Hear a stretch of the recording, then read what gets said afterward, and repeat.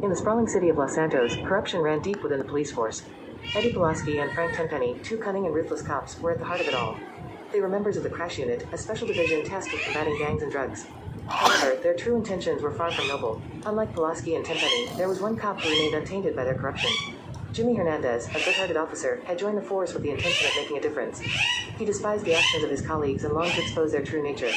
Pulaski, a follower by nature, was often seen as Tenpenny's loyal enforcer and sidekick. He reveled in his sadistic tendencies, finding pleasure in torturing and killing his victims. His racist and vulgar behavior only added to his despicable character. Pulaski lacked intelligence and creativity, often relying on Tenpenny's guidance and orders. Tenpenny, on the other hand, was a mastermind. Charismatic and manipulative, he could convince anyone to do his bidding. He possessed a strategic and resourceful mind, capable of planning and executing complex plots. Tenpenny's adaptability and unpredictability made him a formidable adversary. Together, Pulaski and Tenpenny used their authority and influence to control the streets of Los Santos. They profited from the drug trade and gang wars, manipulating the city's criminal underbelly to their advantage. With a network of allies and informants, such as Ryder, Big Smoke, and the Truth, they were able to cover their tracks and frame others for their crimes. Their most significant target was Carl C.J. Johnson, a former gang member who had returned to Los Santos to bury his mother. Pulaski and Tenpenny blackmailed, threatened, and manipulated C.J. into doing their dirty work. They knew C.J.'s loyalty to his family and used it against him, forcing him to commit heinous acts.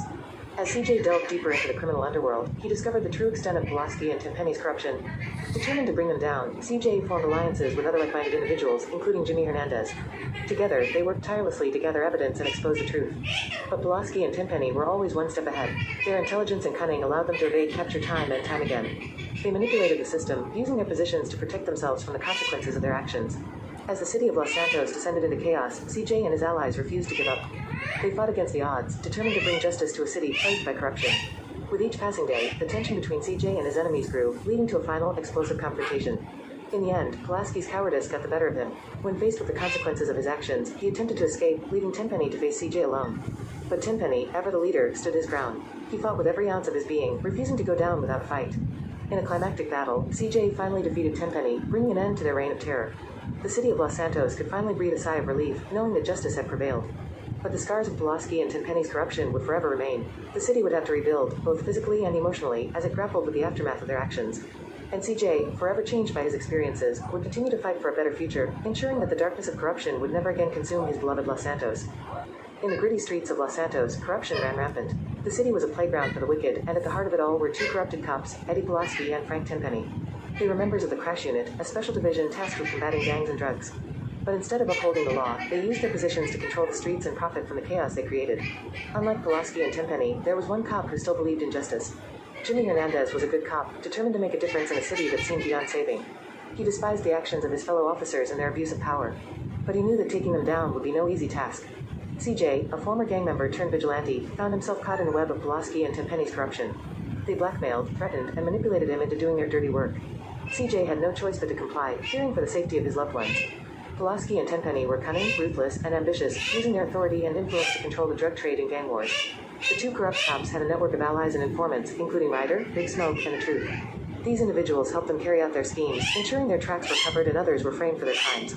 Pulaski was more of a follower, acting as Tenpenny's loyal enforcer and sidekick. He was racist, sadistic, and vulgar, finding pleasure in torturing and killing his victims. However, he lacked intelligence and creativity, often relying on Tenpenny's guidance and orders.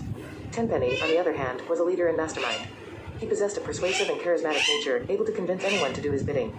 His intelligence, strategic thinking, and resourcefulness allowed him to plan and execute complex and elaborate plots. He was adaptable and unpredictable, always staying one step ahead of his enemies.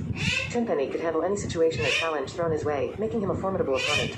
As C.J. delved deeper into the world of corruption, he discovered the true extent of Pulaski and Tenpenny's power. They controlled the city's underworld, manipulating the gangs and drug trade to their advantage. C.J. knew that if he wanted to bring them down, he would need to gather evidence and expose their crimes to the world.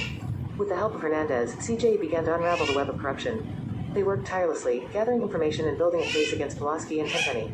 But the corrupt cops were always one step ahead, using their influence to silence witnesses and destroy evidence. The final showdown between C.J. and the corrupt cops was inevitable. Pulaski, driven by his sadistic nature, reveled in the chaos and violence. But when things went wrong, he showed his true colors, fleeing like a coward. Tenpenny, however, remained calm and collected, using his intelligence and manipulation to try and outwit C.J. In a climactic battle, C.J. confronted Tenpenny, determined to bring him to justice. The fight was intense, with CJ using every ounce of his strength and skill to take down the corrupt cop. In the end, justice prevailed, and Tenpenny met his demise.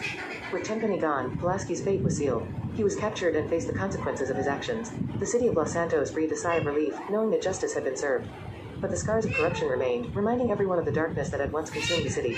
CJ, Hernandez, and the people of Los Santos vowed to rebuild and create a better future, free from the grip of corruption. In the end, the story of Eddie Pulaski and Frank Tenpenny served as a cautionary tale, a reminder that even those sworn to protect and serve could succumb to the allure of power and greed.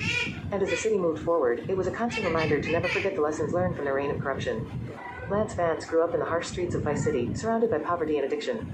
His drug-addicted mother struggled to provide for him and his Asiatic brother, Pete. It was his Aunt Enid who became his sole maternal figure, raising him with love and care. From a young age, Lance faced ridicule and teasing due to his name. Lance Vance was a name that stood out, and he was sensitive about it. To escape the constant mockery, he developed a habit of lying about his name, often introducing himself as Quentin or Don. Despite the hardships he faced, Lance had a natural talent for flying helicopters and was a skilled gunman. He possessed a charismatic and ambitious personality, using his charm and humor to get what he wanted. Lance had a deep passion for music and dancing, often referring to himself as Lance Vance Dance. Loyalty to his family, especially his brother Victor Vance, was of utmost importance to Lance. Victor, involved in the drug business, often tried to help Lance, but his younger brother's flaws hindered his intelligence. Lance was greedy, reckless, impulsive, and arrogant. He acted without thinking, frequently getting himself and Victor into trouble. Lance's addiction to cocaine further affected his moods and judgment. He was easily manipulated and betrayed by others, falling victim to the schemes of Ricardo Diaz, Sonny Forelli, and the Mendez brothers. Lance had a tendency to blame others for his mistakes and sought revenge without considering the consequences. His biggest mistake came when he betrayed his friend Tommy Vercetti. After killing Diaz and taking over his mansion and business, Lance grew unhappy with Tommy's leadership. He felt disrespected and believed he wasn't receiving enough money. In secret, he contacted Sonny Forelli, Tommy's former boss, and informed him of Tommy's alleged betrayal. During the final showdown at the Vercetti estate, a gunfight erupted between Tommy and Sonny's goons. Lance, having switched sides, found himself caught in the crossfire. Tommy, realizing Lance's betrayal, confronted him. Lance's arrogance and poor decision-making led to his demise as Tommy shot him, calling him an idiot. Lance Vance was a moderately intelligent individual, possessing various skills and talents. However, his lack of foresight and wisdom often led him astray. He was far from being a genius, but not entirely foolish or dumb.